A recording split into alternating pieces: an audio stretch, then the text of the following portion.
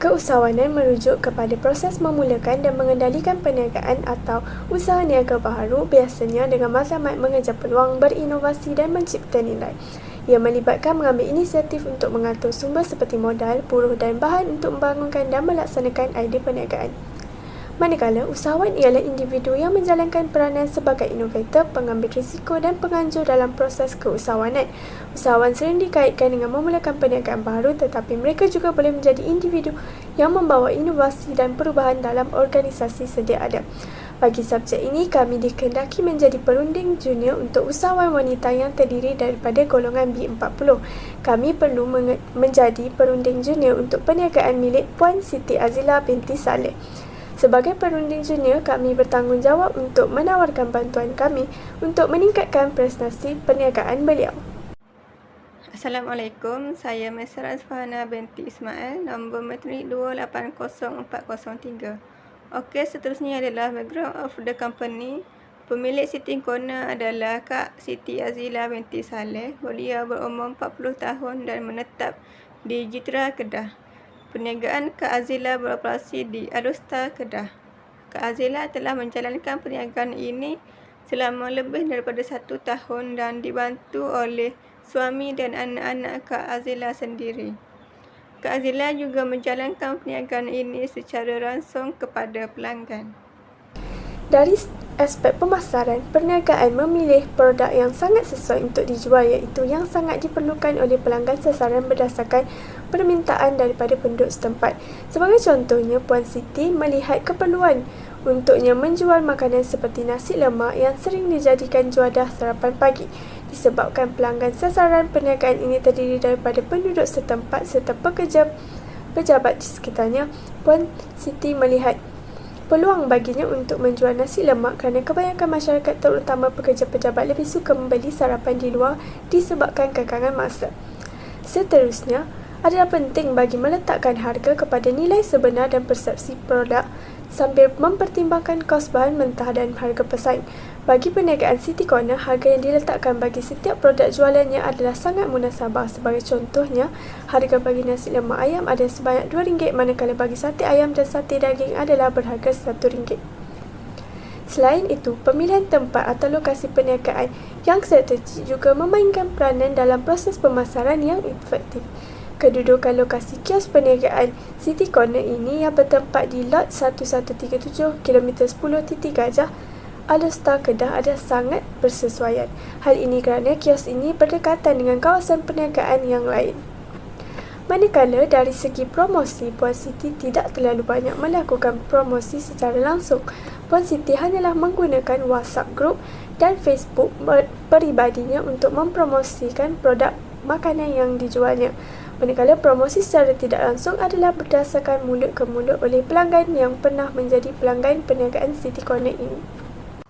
Assalamualaikum, saya Amirul Aiman akan menerangkan tentang aspek produk dan servis yang dilakukan oleh Kak Azila.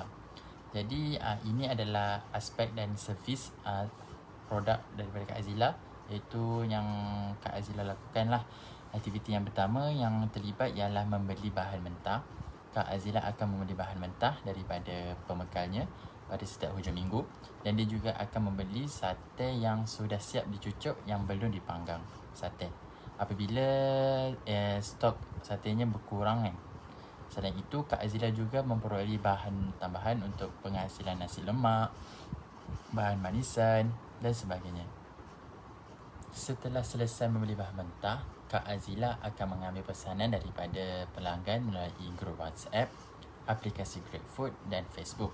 Hal ini dapat memudahkan Kak Azila sendiri untuk menentukan kuantiti sate yang perlu disediakan kepada pelanggan yang melakukan tempahan atas talian. Setelah selesai mengambil pesanan melalui atas talian, Kak Azila akan membuka kedainya yang beroperasi pada jam 6 petang sehingga 12.30 malam. Setelah semua persiapan siap, Kak Azila akan melakukan pembungkusan dan menghantar kepada pelanggan yang membuat tempahan atas talian dan sama ada membuat tempahan di gerai itu sendiri. kemudiannya Kak Azila akan melakukan perkhidmatan penghantaran yang mana dilakukan oleh suaminya. Dan akhir sekali apabila penghantaran dilakukan, Kak Azila akan menerima bayaran dari pelanggan yang membuat tempahan sama ada di gerainya atau yang melalui atas talian. Akhir sekali, Kak Azila akan meminta maklum balas terhadap produk iaitu sate yang mereka tawarkan kepada pelanggan. Itu sahajalah aspek dan servis terhadap perniagaan Kak Azila ini. Assalamualaikum kepada doktor. Nama saya Muhammad Akmal Reza bin Ma'akhir, nombor matrik 280530. Okey, saya akan membentangkan tentang aspek sumber manusia dan juga pentadbiran. Pentingnya pengurusan sumber manusia dalam mengekalkan keadilan terhadap pekerja ini. Seperti Kak Azila, ia melibatkan keluarganya seperti adik dan suami dalam operasi perniagaan sate beliau. Dan penlibatan mereka merangkumi pengambilan pekerja, latihan dan pempasan. So penlibatan dalam pengambilan kerja, latihan dan pempasan ini adalah pekerjaan-pekerjaan dalam sumber manusia. Seperti Kak Azila, dia menjaga adik dia dalam mengendalikan perniagaan tersebut. Operasi perniagaan dijalankan dengan teliti seperti menyediakan sate mengikut pesanan dan memastikan penyediaan bahan serta kelengkapan perniagaan yang lancar. Seterusnya, iaitu aspek kewangan. Di mana modal perniagaan sate Kak Azila ini dia menggunakan modal simpanannya sendiri termasuk modal sewa tapak. Seterusnya modal untuk bahan sate dan juga kuah juga dari simpanannya sendiri. Dan juga modal untuk sate yang dibeli sudah siap dicucuk iaitu berharga 70 sen dan dijualnya RM1.20. Keuntungan Kak Azila tidak tetap dan ianya bergantung kepada pelanggan dan hari tertentu. Dan seterusnya Kak Azila berharap agar peningkatan jualan dan keuntungan dalam perniagaannya. Okey, seterusnya adalah strength atau kekuatan. Yang pertama adalah produk berkualiti tinggi. Yang kedua adalah kesetiaan pelanggan. Dan yang ketiga adalah citarasa tersendiri. Yang terakhir adalah weakness atau kelemahan. Yang pertama adalah lokasi yang tidak strategik. Yang kedua adalah kurang mempromosikan perniagaan. Dan yang ketiga adalah tiada logo dan banner perniagaan. Seterusnya, SWOT analisis. Peluang. Pertama, media sosial. Media sosial adalah satu platform yang boleh digunakan untuk perniagaan ini bagi mempromosikan produk-produk yang dijual bagi mendapatkan lebih ramai pelanggan. Antara platform yang sering digunakan ramai pada waktu ini ialah Facebook, Twitter, Instagram, YouTube dan TikTok. Kak Azila boleh memanfaatkan kesemua atau salah satu platform untuk tujuan perniagaannya. Walaupun Kak Azila sudah mempunyai Facebook sebagai medium bagi mempromosikan produknya, tetapi tidak memberi kesan yang begitu baik dalam menarik lebih ramai pelanggan. Kak Azila boleh menggunakan media sosial yang lain seperti TikTok untuk mempromosikan produk perniagaannya. Yang kedua, meluaskan pasaran sasaran. Antara peluang lain yang boleh diambil oleh perniagaan Kak Azila ialah meluaskan pasaran bagi produknya. Hal ini kerana perniagaan ini hanya menyasarkan pelanggan yang terdiri daripada penduduk tempatan yang berada berdekatan dengan kios perniagaan ini sahaja. Pelanggan sasaran perniagaan ini dilihat terlalu kecil kerana hanya memfokuskan pada satu kawasan geografi dalam skala yang kecil. Kak Azila boleh meluaskan pasaran produknya dengan cara membuka tempahan bagi produknya seperti sate dan nasi lemak bagi majlis-majlis penting seperti kenduri kahwin di sekitar kawasan Alustar, Citra dan kawasan berdekatan yang lain. Yang ketiga, menginovasi produk. Peluang lain yang boleh diambil oleh perniagaan Kak Azila adalah dengan menginovasikan produk sedia ada menjadi satu produk baru yang dapat menarik perhatian para pelanggan baru. Kak Azila boleh membuat inovasi produk yang bersesuaian mengikut trend terkini dalam pasaran. Sebagai contohnya, Kak Azila boleh membuat inovasi terhadap produknya seperti nasi lemak atau roti jala. Kak Azila boleh menawarkan pelbagai jenis sambal bagi nasi lemaknya. Sebagai contohnya, nasi lemak sambal sotong dan nasi lemak sambal udang. Manakala bagi roti jala pula, Kak Azila boleh menawarkan variasi kuah bagi roti jala tersebut. Seterusnya, ancaman. Yang pertama, bersaing.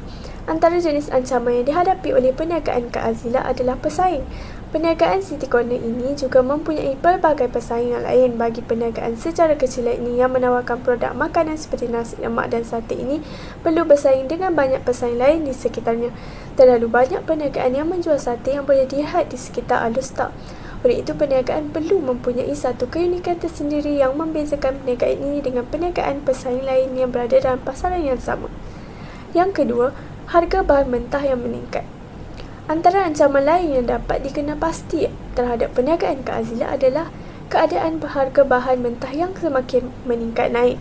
Jika dilihat dengan situasi ekonomi pada masa sekarang, kebanyakan harga barang pasaran dilihat semakin meningkat dari hari ke hari. Ini menjadi satu ancaman bagi perniagaan yang beroperasi secara kecilan ini untuk terus bertahan. Hal ini kerana harga bahan mentah yang semakin meningkat ini akan mengakibatkan kos yang terlibat dalam perniagaan juga meningkat. Jika harga barang asas terus meningkat, perniagaan seperti perniagaan Kak Azila ini tiada pilihan selain terpaksa menaikkan harga jualan dan ini sudah pasti menyebabkan kesan bilangan pelanggan mula akan berkurang. Yang ketiga, pilihan dan citarasa pelanggan yang berubah. Antara ancaman yang dihadapi oleh perniagaan Kak Azila ini juga ialah pilihan dan citarasa pelanggan yang berubah. Disebabkan perniagaan ini menawarkan produk makanan yang sangat biasa dan sinonim dengan kehidupan seharian orang Malaysia, makanya perniagaan terpaksa berhadapan dengan risiko berkurangnya pelanggan yang disebabkan oleh citarasa pelanggan yang kian berubah mengikut peredaran masa. Citarasa setiap individu terutamanya bagi makanan boleh dikatakan sering berubah-ubah. Okey, seterusnya adalah atas analisis kekuatan atau peluang.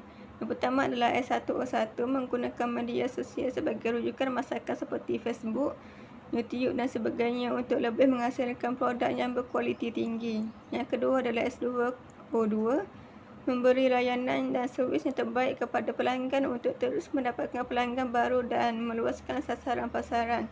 Yang ketiga adalah S3O3 menggunakan citarasanya tersendiri dalam menginovasikan produk supaya dapat membuatkan pelanggan terus repeat order. Seterusnya adalah kelemahan atau peluang. Yang pertama adalah W1O1 mempromosikan perniagaan di media sosial untuk menarik pelanggan dari lokasi luar bandar. Yang kedua adalah W2O2 membuat poster dan menyiarkannya ke media sosial untuk mempromosikan perniagaan supaya dapat meluaskan lagi sasaran pasaran. Dan yang ketiga adalah W3O3 mencipta logo dan banner perniagaan yang kreatif dan inovatif supaya dapat menarik lebih ramai bakal pelanggan baru. Jadi saya akan menerangkan mengenai TOS analisis bahagian ancaman dan kekuatan untuk perniagaan Kak Azila ini. Untuk kekuatan dan ancaman di mana S1 ialah produk berkualiti tinggi dan T1 ialah pesaing. Jadi Kak Azila apa yang boleh dilakukan olehnya ialah meningkatkan kualiti produk supaya produk yang dihasilkan adalah berkualiti tinggi untuk menghadapi persaingan yang semakin meningkat.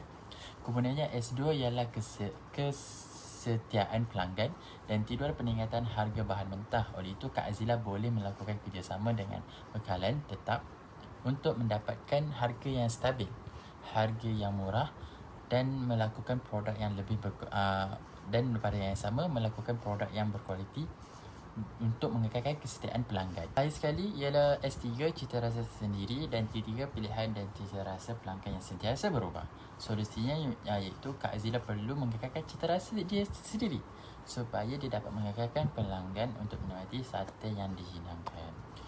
Untuk bahagian ancaman dan kelemahan pula, W1 ialah lokasi yang tidak strategik dan T1 pesaing. Jadi Kak Azila perlu mengenal pasti keperluan pelanggan dan sentiasa tambah produk baru dalam menunya. Seterusnya W2 ialah kurang melakukan promosi perniagaan. T2 harga mentah yang sentiasa meningkat. Jadi Kak Azila perlu menggunakan bahan-bahan yang menggalakkan kesihatan sebagai trend pasaran untuk menarik pelanggannya. Untuk bahagian ancaman dan kelemahan pula, W1 ialah lokasi yang tidak strategik dan T1 pesaing. Jadi Kak Azila perlu mengenal pasti keperluan pelanggan dan sentiasa tambah produk baru dalam menunya. Seterusnya W2 ialah kurang melakukan promosi perniagaan. T2 harga mentah yang sentiasa meningkat. Jadi Kak Azila perlu menggunakan bahan-bahan yang galakkan kesihatan sebagai trend pasaran untuk menarik pelanggannya. Untuk W3 iaitu tiada logo dan banner dari terhadap perniagaan. Tidak adalah cita rasa pelanggan yang berubah.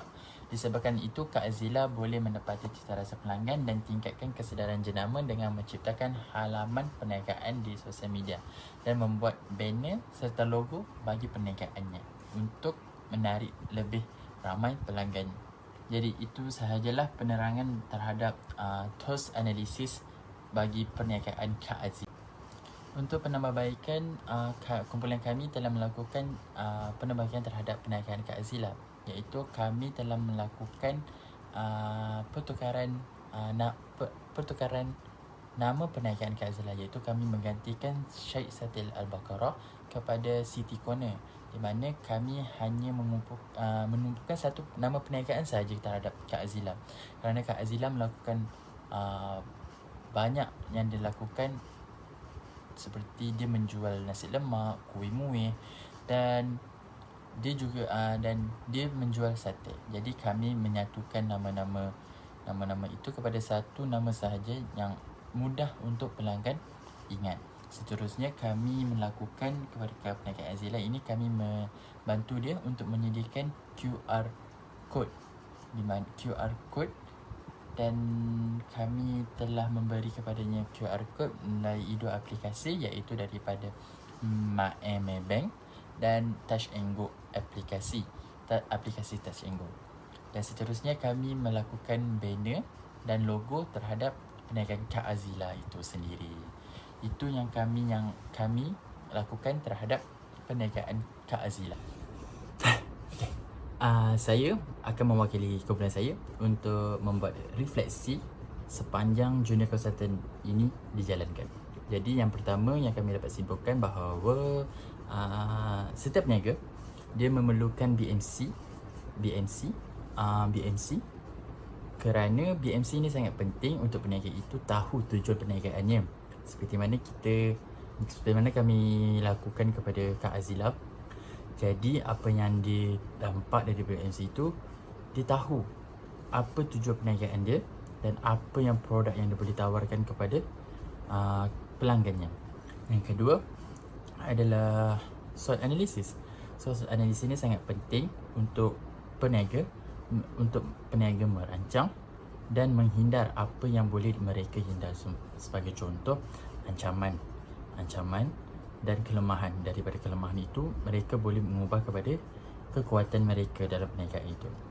Dan seterusnya, kami akan ceritakan tentang risiko yang kami hadapi. Risiko yang kami hadapi ini di mana kami mengalami keraguan bila mana ingin melakukan banner kepada perniagaan Kak Azila, di mana kami tertanya-tanya, adakah dengan melakukan banner ini akan dapat membantu perniagaan Kak Azila, di mana kumpulan kami mengeluarkan modal sendiri, iaitu sebanyak RM30 seorang untuk melakukan banner kepada Kak Azila. Dan kami tidak pasti pada awalnya sama adakah dengan melakukan banner ini dapat meningkatkan hasil jualan terhadap Kak Azila. Dan kemudiannya apabila banner itu disiap dan diserahkan kepada Kak Azila sendiri, Alhamdulillah Kak Azila menyatakan bahawa banner itu sangat membantunya dan hasil jualannya meningkat daripada bulan-bulan yang sebelumnya. Jadi itulah risiko yang kami hadapi, di mana kami mengeluarkan modal yang besar dan tidak tahu sama ada modal itu berbaloi ataupun tidak terhadap perniagaan Kak Azila. Jadi itu sahaja daripada kumpulan kami. Sekian, terima kasih. Kesimpulan daripada apa yang kami pelajari daripada projek ini adalah Kak Azila, peniaga yang amat komited dan berusaha mencari sumber pendapatan tambahan. Ia memulakan perniagaan dengan minat. Dia mempromosikannya melalui platform digital dari mulut ke mulut. Berfikiran positif, Kak Azila terus mencari cara untuk memajukan perniagaannya dan berharap dapat meningkatkan jualan dan keuntungan di masa hadapan. City Corner akan menjadi contoh perniagaan sate yang berjaya dengan strategi pemasaran bijak dan pengurusan yang cekap, insya-Allah. Sampai di sini sahaja pembentangan kami. Assalamualaikum dan terima kasih.